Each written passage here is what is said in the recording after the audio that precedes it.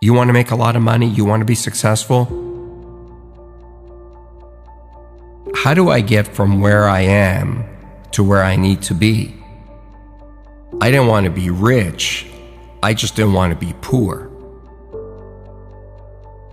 I started 10 years ago with a vision and 2 employees, and now we're 250 people. We'll do 150 million this year.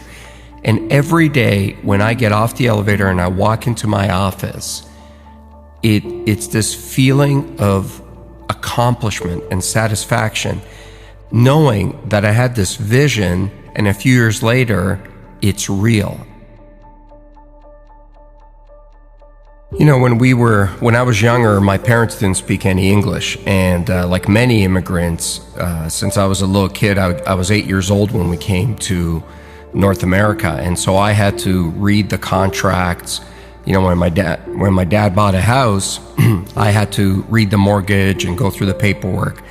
And when I was around 18 or 17, I looked at being, at that point, we were, lower middle class. And I said, how do I get from where I am to where I need to be? And so I started calculating how much money I would have to make in order just to buy a house.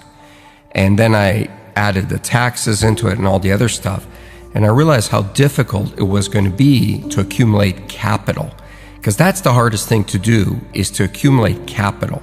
It's one thing to get paid a lot of money, but if you look at the tax system in North America, it's really hard to amass capital. And I just decided that I didn't want to be where I was. I didn't want to be middle class or lower middle class or mediocre. I just wanted to be great at something. Because I figured out that the people that I saw that were doing great things were fundamentally great at one thing. The analogy I always use is Peyton Manning gets paid $10 million a year. He doesn't get paid $10 million a year to tackle, to kick the ball, to play defense. He gets paid $10 million a year to do one task and do it really, really well. Nobody buys from you. Nobody makes you wealthy because you're okay at something. The world does not reward mediocrity, nor does it reward average. It only rewards exceptional. So you got to find that one thing that you're good at, and you got to become great at it. Because if you focus what you're not good at and try to become good at it, you're going to run into somebody who is going to clean your clock at it. When you think about success and you think about business and you think about being an entrepreneur, everybody wants to talk about the good times. And I always say to people, it's easy to be an entrepreneur when the sun is shining. It's easy to run your own business when there's good cash flow and people love you and there aren't many problems. But have that same desire to do it when your biggest customer just left, or do it when you don't have enough cash to make payroll, or do it when you've got real problems at home and nobody cares. Being a great entrepreneur is the ability to stay focused and highly motivated when there's failure around you. It's not your ability to handle success that'll decide how successful you'll be. It's your ability to absorb failure. Not take failure, not get hit, but absorb it. I mean, absorb it with every fiber of your body. When there are those days where you feel like, I just cannot go on. Get up on those days, get in front of your team, and get them going in the same direction, and be highly motivated on those days. Because if you can do it on those days, you can do it any day. Being a successful entrepreneur is really lonely. I'm not saying that because I expect people to call me up and say, I'll be your friend and look for sympathy. But it's true. The more successful you are as an entrepreneur, the lonelier it is, because there's just less people that you can hang out with. And the bigger you are, also the bigger the target on your back, and someone's always out to get you. When you're starting out and things aren't going well, misery really does find company. It's easy to find a lot of people to have a beer with and hang out with. But that level of focus to keep going is really difficult. And so one of the things I try to do is I look for people that have been where I want to go. And I love to learn. I've looked for many people along the way. From Warren Avis, the guy who started Avis Rent-A-Car, I used to work for him indirectly. He owned a holding company that I worked for, and he was a great guy.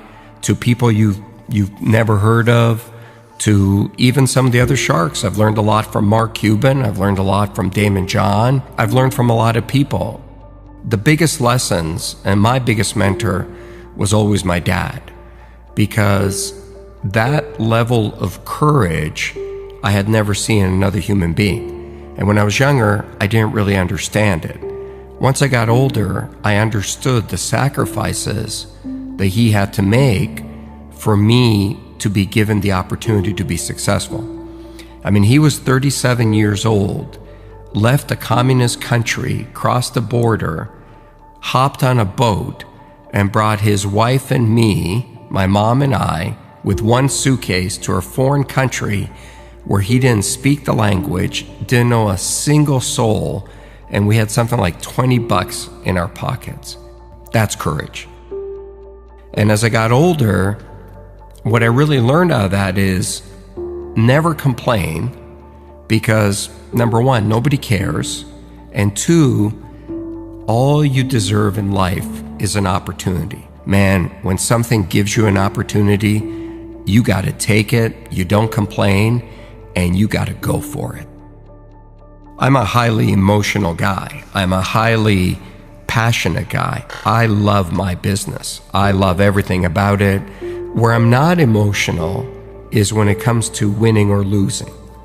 You've got to be very careful about not taking your own bias or emotion into a negotiation or into a fight or into anything, because you've got to be very clear what the goal is.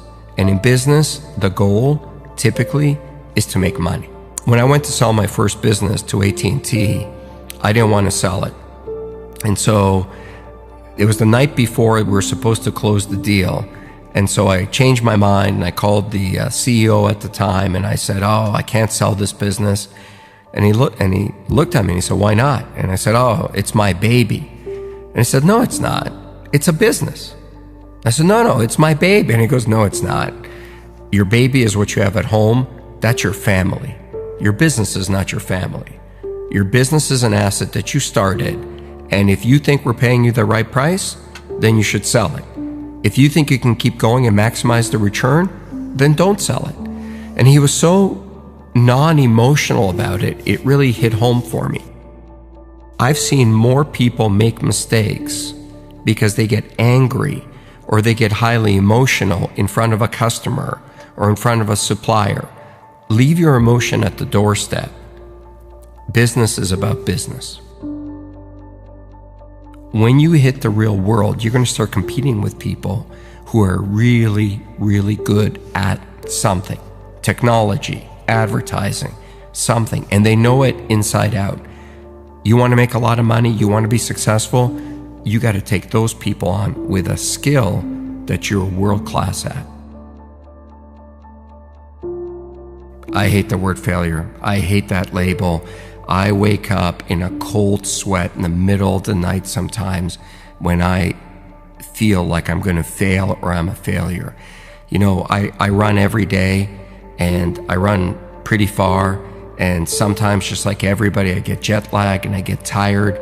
And when I get to that point where I feel I cannot go on, this little inner voice inside me says, what are you, a failure? And then I don't care if my feet are going to fall off and blood is going to start dripping out of my veins. I will not stop. I hate that word. I do not want to be defined by that word.